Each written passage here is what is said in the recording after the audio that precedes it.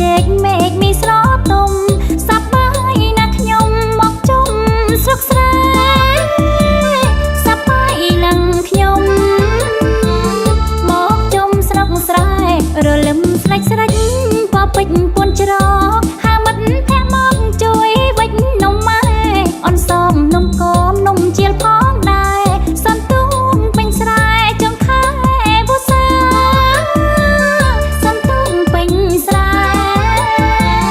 ចុងខែវស្សា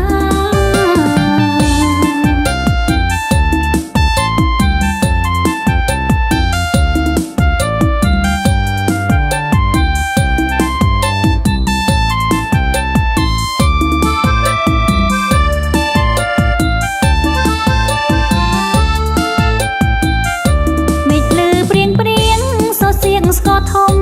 បំឡើងរៀបចំធ្វើម្ហូបអាហារទៅវត្តនឹងម៉ែជូនផលដូនតាសាងសិលធម៌អាសួរសុខនិស្ស័យសាងសិលធម៌អាសួរសុខនិស្ស័យមុំស្លៀង